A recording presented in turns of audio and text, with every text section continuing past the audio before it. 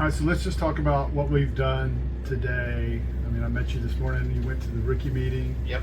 And then after that, we just did a little tour. So talk to me about the sponsorship tour and just why you do those kind of things and what it was like, just as an example. Yeah, another kind of typical day. The rookie meeting is always 30 minutes after the garage opens, which I don't fully understand because we're not on track for 5 hours after that. But so I had to get here early. I came in. I actually looked at some SMT because I didn't get to do any sim here. I'd watched the races, the previous 2 races this week, just to kind of get a vibe. But I wanted to see what people were doing through 1 and 2 in qualifying and in the race. So I did that. Talked to the engineers a little bit. Went to the rookie meeting. We spent 3 minutes in there. Did that, and then we just kind of hang out. This is where I get a chance to talk to Pedro and Will about strategy and just kind of ideas and things that they found in the sim when they were there this week. But we also had my sponsor from Martinsville. Their headquarters is like 20 minutes from here. So we went down there to go meet everybody and see the facility, which was fun. I mean, it's obviously it's definitely part of what you have to do as a driver, right? The whole, I say, finding those relationships and those partnerships is key, right? So to be able to go there, spend some time with the employees, spend some time with them, and kind of see what they're all about, gives me a better understanding of what they do and will help me tell a story about their company, right? In a sense, but also just to help keep building the relationship so we can continue building that partnership in the future. So we went down there, had a burger, had a good time, and it's been raining, so we weren't fully in a rush to get back, knowing that we probably were going to miss or practice and qualifying were going to get canceled, and we just got word that it is officially, which is, I don't like talking about the fact that I'm at a disadvantage, right? No one gets to practice, but I've never been here. I've never done a lap here. I didn't get to do sim. I would have loved to do practice just to feel it out, feel what we got. I know we took a big swing setup-wise from something that they learned on the sim, and just to see if it actually works in real life would have been nice before going to the green flag. But I'll be ready for the race, and now we sit and wait 5 more hours until race time. So try to stay hydrated, just keep my head in it, and maybe rest a little bit and get ready for the race. So just following up on that, Frankie, because you don't get practice in qualifying and you didn't get sim time, I mean, do you feel, you said you don't want to talk about disadvantage, but what are you thinking that first lap when the green flag drops and you're heading into turn 1, which we've already talked about just off camera earlier, that it's dramatically different than 3 and 4. Based on what you know and watching previous races, what is your mindset and your thought process going to be going into that first turn on lap 1? I've had to do it a few times now. I mean, Bristol, we had to do it. Obviously, that didn't go well. But like even in ARCA, we had where we just started races and didn't get to practice and stuff. So I have a little bit of experience doing it, and I'm trying to remember the fact that I'm always surprised by how oddly comfortable I am doing it. You know what I mean? Like, I think it's going to be like this really scary thing, but like you go out, you feel it out, and you go. You have all the rabbits right there in front of you. You know what I mean? You can see what people are doing. You can see where you're losing time. Yeah, just gotta, there's no time to go 50%, right? So we just gotta go for it. The lack of grip, no one's been on the track. It's rained. No one's been on track, a year, however long. So those questions come to mind, but that's the same for everybody. You know what I mean? So just try to survive the first couple laps, and maybe there'll be melee because of that. Everyone being in that same boat. Just try to survive that and get more and more comfortable, and be there at the end. Yeah, that's the last thing I was going to ask. That has got to be your goal, finish, right? It is, but I also don't want to feel like I'm not pushing, right? I don't want to go, I'm just going to, if we're 3 laps down and we finish, great. No, like I want to feel like we're racing. You know what I mean? I want to get out of the truck and feel like I did at Miami, where sure we finished 24th, but it felt like we were in the race the whole time, and I learned. So I want to feel that. I need to, I need to, I want to leave feeling like we had a positive experience. You know what I mean? Whether that be something, maybe we don't finish, but I learned a ton, or we were in the race. You know what I mean? Like Atlanta, right? We got to the top 10 or 11th or whatever. We were running, we were racing the whole time. Sure, it didn't end good, but I still can look back at that race and go, okay, I learned a lot there. But like I proved to myself that I can do it. I haven't gotten to do that in a while, and I want to do that for sure. Okay. All right. Well, we'll see you in a few hours. Yeah.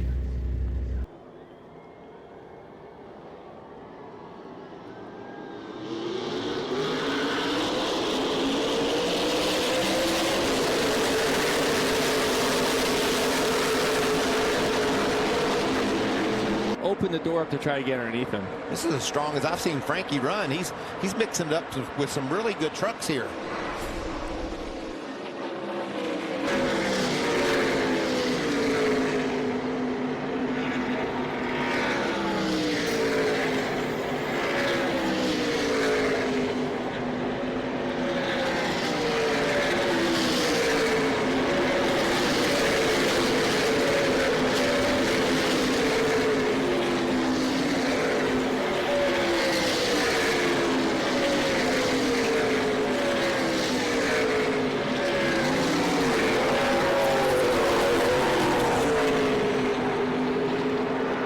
Let's see what happened here first.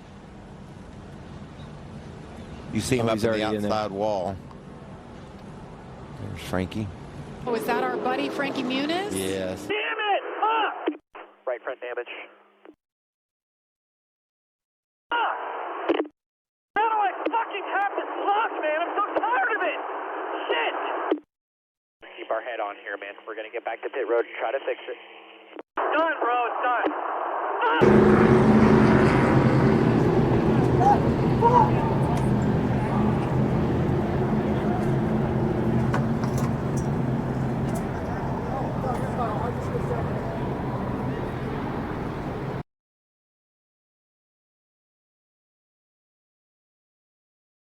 We're going to backtrack though. Yeah. Talk to me about the pit crew.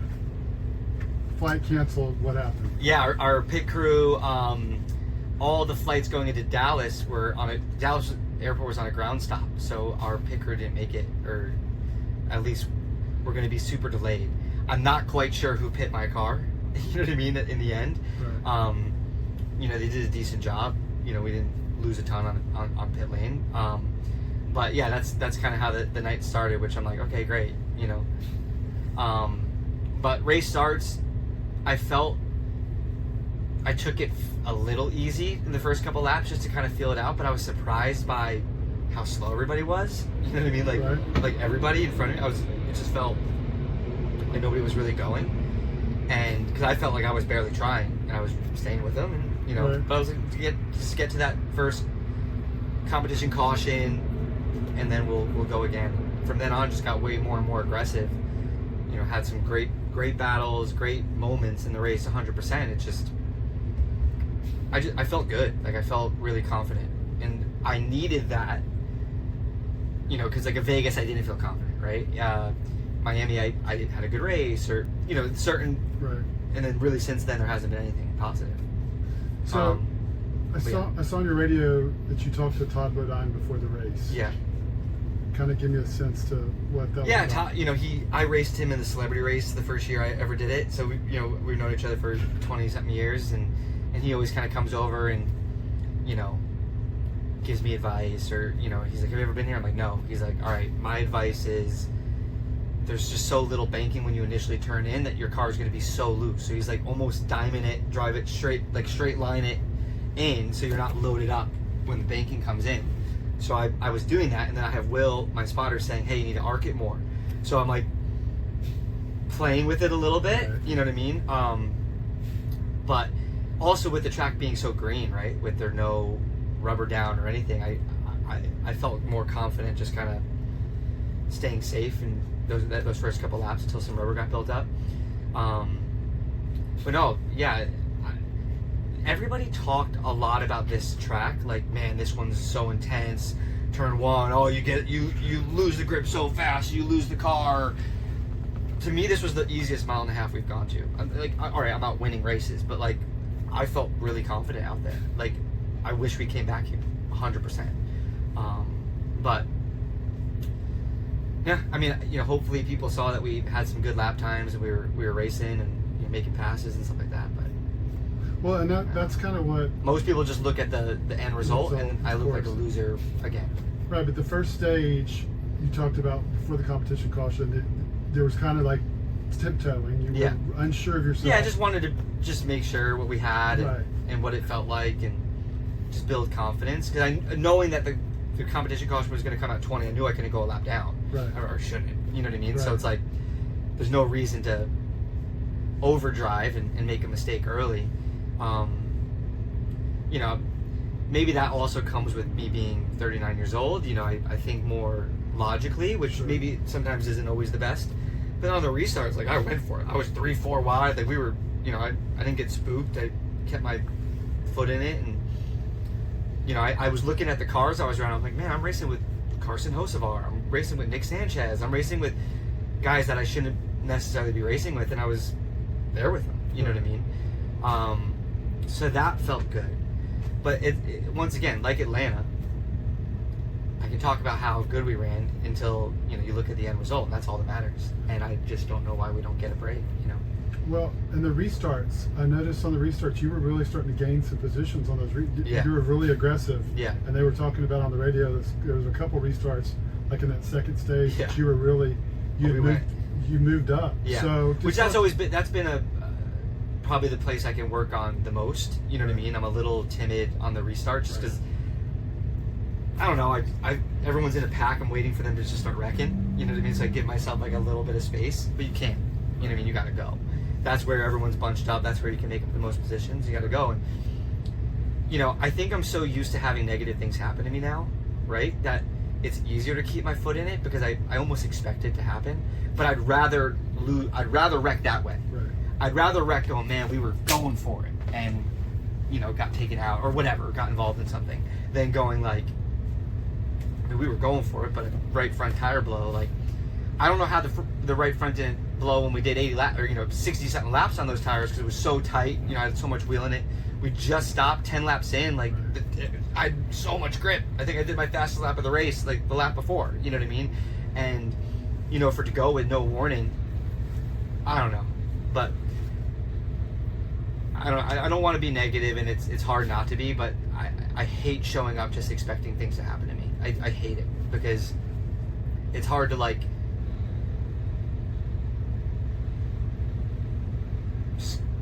keep the drama and the fight that I'm dealing with in my personal, like in my life. You know what I mean? Like, you know, from a personal level, from a business level, from a race, as a race car driver, as an actor, like, you know, to have to show back up, I'm gonna be pissed when I show up to set. Like, I just, you know what I mean? Like, it's hard for me to separate all of it, and I'm tired of saying like, oh, it could have been good, but like something out of our control again happened. I don't know anymore. So let's go to the second stage, and you were having your engine was hot, that water temp was hot. Yeah. I mean, first stage everything was good. Wait, some more people crashed. They're still racing. I'm gonna kill this series. I'm out. What was I saying? Well, the second stage, the water temp was getting hot. Yeah. First stage I had no problem, but like second stage, like, you know, under caution it creeps up. You know, 230 it starts to blink yellow, and 240 it goes red because, you know, you're in the danger zone. And I was trying to cycle it, you know, put it in neutral, trying to get clean air, and I just couldn't get it to cool. So we must have had a piece of debris or something on the front, because even when we were running during that run, it never cooled down. Which normally once you start getting up to speed, you have so much air going in, it cools down. You know, but I'm looking at it. They're like, hey, they're saying it's fine. Just pull tape on it. So I didn't let it bother me. I felt oddly when the engine was really hot. You know how Will said something about like when it's over 215, the ECU like kind of cuts power. I felt like when I was going down the straight, I felt like I had 100 more horsepower than anybody else in that. Because I would close up on dudes going into one. I was like, what are they doing? Right. Because we were just so fast in a straight line. So I don't know, maybe it was good. Yeah, well, that was something I did notice, that you were closing going into turn one down the front stretch. So, just kind of give me a sense, because I know it didn't end the way you wanted, but we're trying to take a positive here, and you were really showing speed on a track that you've never run before. So just kind of give me a sense of what was going through your mind, because it was actually good performance up until the end. No, I felt good. Honestly, like I said, I felt confident. I felt like I know who I was around, right? And that's the biggest gauge for me, right? I'm not running with guys who run in the back. I was running with guys who have won races, and that feels good. But look, if I was 5 laps down because we were just slow and we're still out there and we finished, that sucks too. But I'm almost to the point to where I go like, do I just go 50% throttle and let everyone wreck out, and I finished 15th like today? Like, if they had just another caution, like, there might be 7 cars left. You know what I mean? Right. And my teammate, who great for the team, but like, that makes me so mad that I literally lapped them multiple times and they're gonna have a good result, and here I am again, just mad. I don't know. I think it's hard because, like, obviously I'm emotional and I want to tell it like how I feel, but I don't think anyone from the outside truly would understand what it feels like to have the constant, like, punches down. You know what I mean? I consider myself lucky to have the opportunity to do it, but at the same time I feel like, honestly, why am I here? Honestly, that's true. I just don't know why I'm risking my safety and my family and all the other things that I'm turning down to be here. And for what? To crash at 190 miles an hour? So let's go to the third stage. And so you have that really long green flag run. Yeah. The green flag pit stop, come down. Yeah. It looked like your stop was okay. Yeah. I've very rarely done a green flag stop where it matters. You know what I mean? Sure. Maybe we've been laps down, we had to do a green flag stop because we had no power steering, but we're out of the race pace at that point. So I probably was a little overly cautious coming to the pit lane. Like, I probably could have been a little bit more aggressive going 3 and 4 just based on how much I got it blowed up. At the same time, I thought I sped entering pit lane, so I thought like they were going to literally penalize me. But yeah, had a decent stop, got out, and was just getting back up to speed. I don't know where I was position-wise, ever. We never talked about it, you know what I mean? Other than on like the choose cones.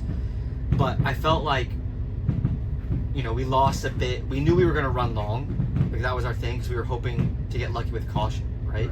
If everyone pit, and when we were running, even though we were slow, we would have been basically a lap ahead, or whatever it was. We would have been in the top 10 and easily been able to finish there if we got lucky with caution. So that's what we were kind of hoping for. But obviously we were slow. We started slowing down because it just got really, really tight. But that was our strategy from the beginning, and had to get to a certain point. But I think, what did I pit with 30 laps left or something like that? I don't know. So I go like, oh, easy. We're gonna have new tires. It's gonna be good the whole time. Like, let's go. And I'm gonna move forward, because even those laps, like, I saw the pack in front of me. I don't know who was what. Sure. Like, I don't know who was for position. All mixed up, it was all mixed up, right? But I'm going, well, I'm catching them. I'm gonna drive right by them. So someone's got to be for position. Right. But yeah, no warning. Just turned into turn 1 and it just exploded. Went straight up the track. So describe to me, no warning, but the hit. I was on the radio talking about the fact that I blew a tire before I hit the wall.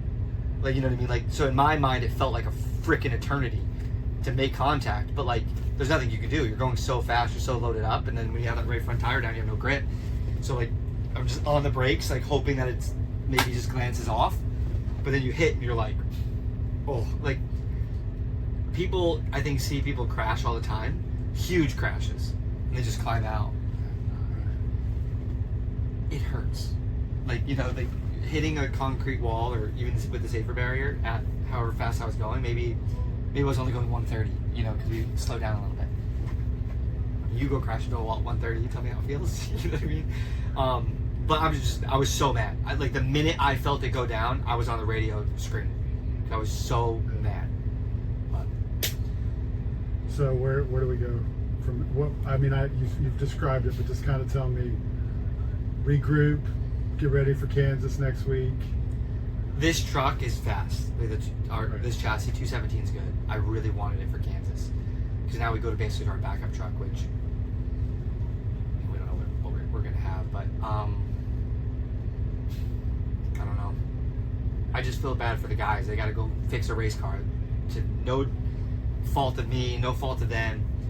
You know what I mean? And I feel the most bad for them, honestly, because that doesn't sound good. My truck probably just fell off the tailgate, caused more damage.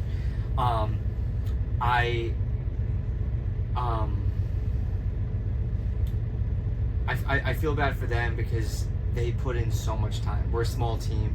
We don't have a ton of guys in the shop. So like it's really the crew of what everyone else has for one truck does all three of ours. You know what I mean? So I just don't want them to lose motivation either. You know, because they have to stay fighting and motivated. And I feel like a decent result makes you excited for the next one. And when you have these negative races, you know, they go home pissed too. You know what I mean? Right. But I'm not saying like, oh, I drive perfect and I don't do anything wrong, but like it just, like I said, it'd be easier for me to take if we wrecked out because like I literally turned in and lost the rear, or you know, made contact with someone and you get wrecked out. Like it's, you know, because then you go, that's racing.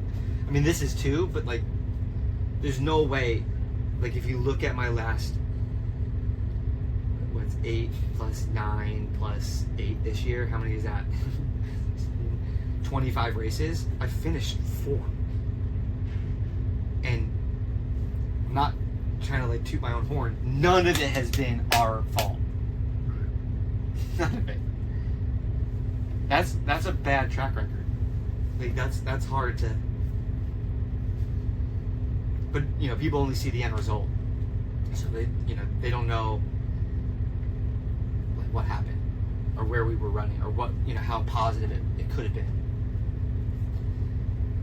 I just want the luck that I feel like everybody else gets. I guess we still have a lot of races. Well, thanks for doing this. Sorry, I hate to be negative, because I just feel like so often this is kind of our conversation, right? You know what I mean?